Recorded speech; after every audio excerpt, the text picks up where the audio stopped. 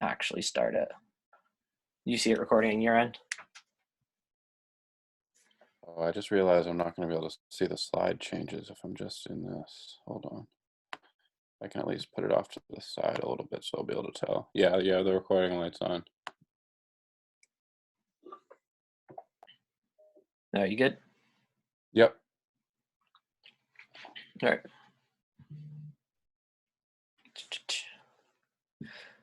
Hello, everyone, and welcome to DJ Design Studio. Today we'll be introducing a new product called CleanSlate Convertible Table.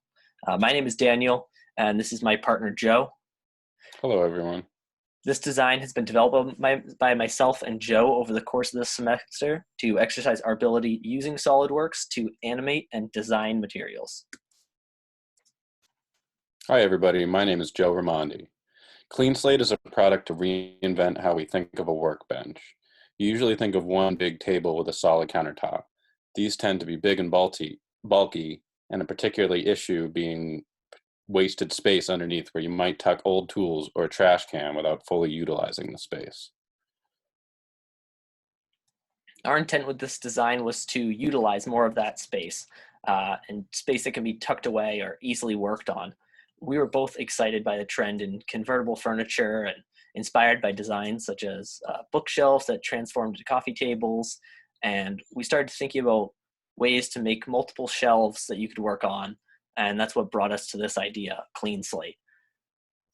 Here you have the two configurations that you'll see on the table, and it gives you that design to give you that extra space underneath to have a set of tools or a project, and then fold down that table to have a nice fresh surface. Exactly. So as you see here, it all started with a simple idea of making a secondary workspace, one that's tucked under the desk but could be easily accessed at a moment's notice. So you could clear your space and have a clean surface to put a laptop on or even take a lunch break.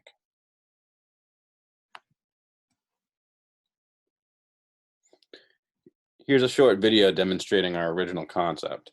This model was refined into our finished product. It provided a frame for us to build on, as you can see here.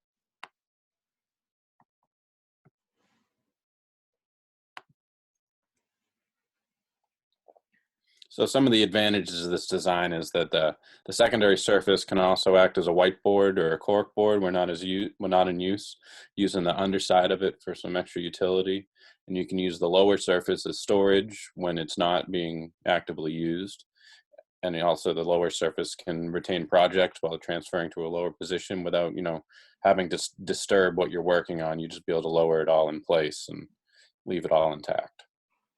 We're also thinking of some potential future improvements we could make to this design. One of those being, removing some of the materials in the legs to reduce the weight, but also keep it a sturdy design.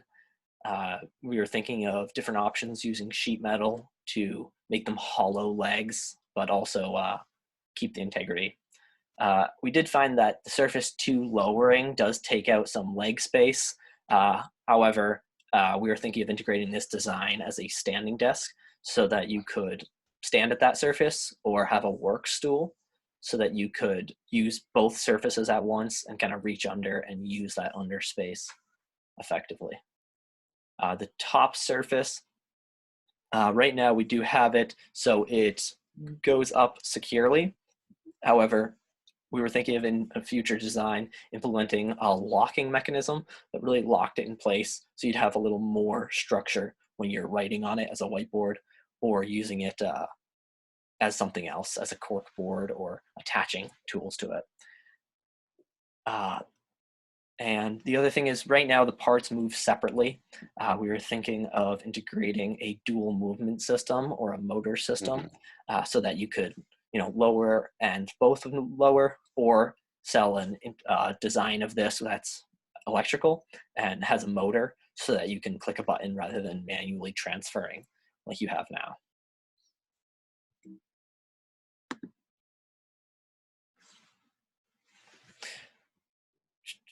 Here's a demonstration of the movement of the table.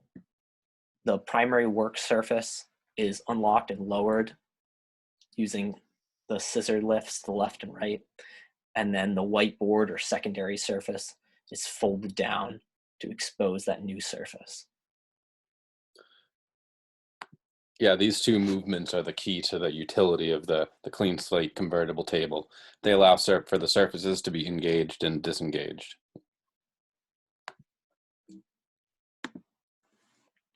Now we're going to review the parts.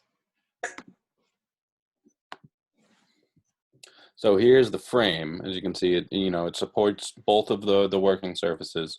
We decided to make it, fairly substantial, so it has a sturdy construction, so you can use it as a workbench, meaning you can put heavy tools or projects on it. You can see it has the hinge for the upper surface, so that the higher surface can be, manipulated from horizontal to vertical, and it has the tracks built into the lower section of the frame that guide the scissor mechanism back and forth. This provides the foundation that all the other parts rest on.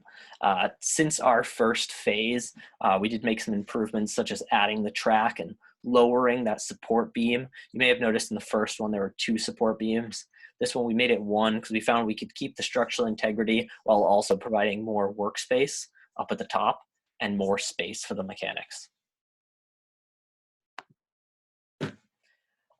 Surface A is that first surface that you saw that lowers down using those scissor lifts.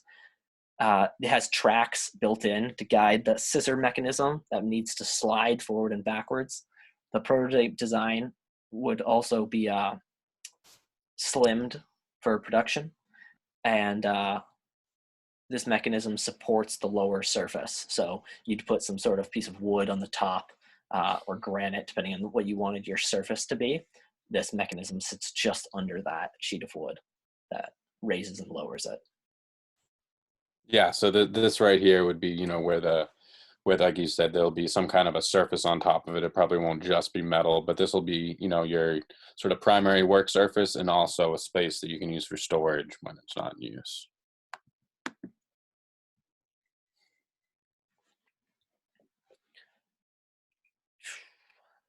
These are the scissor supports. This is what raises and lowers the surface. That is the base structure of it. There's the holes for motion, and they get paired together and attached with low profile bolts to allow that scissor mechanism. Exactly.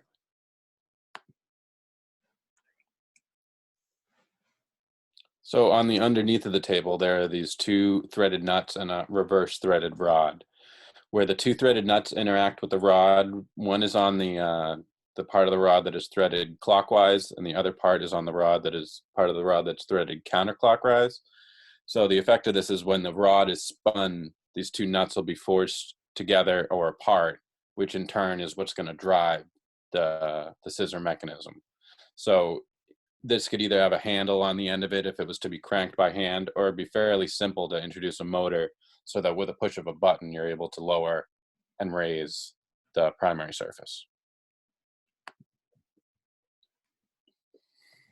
Surface B here, that is the surface that would have the whiteboard attached to it and the secondary work surface. It has a built-in hinge there, you see, at the base. That is what allows it to hinge up and down on the work surface.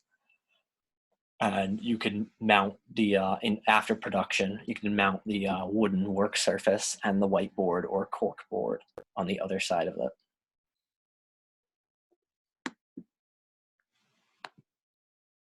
So here's a view of the whole assembly exploded into its individual parts. There are 18 of them in this current iteration. Each of them was designed by us. And these pieces together give us a sort of, working model that we can even still further expand on. Just we have this concept to this point in production, but we still feel like there's even more that could be done also.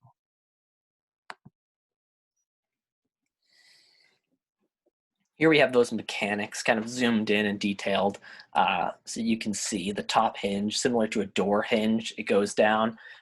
It's in just the right place where it could stand the surface up completely vertically and be supported, or come down and be fully horizontal, so you have a nice even workspace.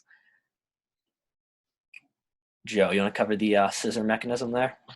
Yeah, so you can see the scissor mechanism in the lower image there, and that's where how it rides along those grooves you can see cut in both the primary surface A and in the frame, so that these tracks allow room enough for the scissor mechanism to move backward and forward that it needs to accommodate the surface raising and lowering.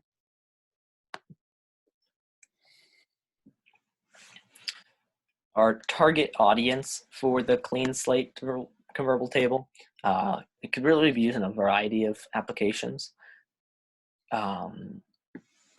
It's sturdy enough to be used as a workbench and also as a multi-purpose table for the storage. It has been designed to be attractive but a practical piece of furniture in a home office, or you could also see these, in a garage. Kind of, you have all your tools, all your workspace. I like to imagine this in a home office where you can lower whatever paperwork or projects you're working on, just have that nice clean surface to do something else real quick.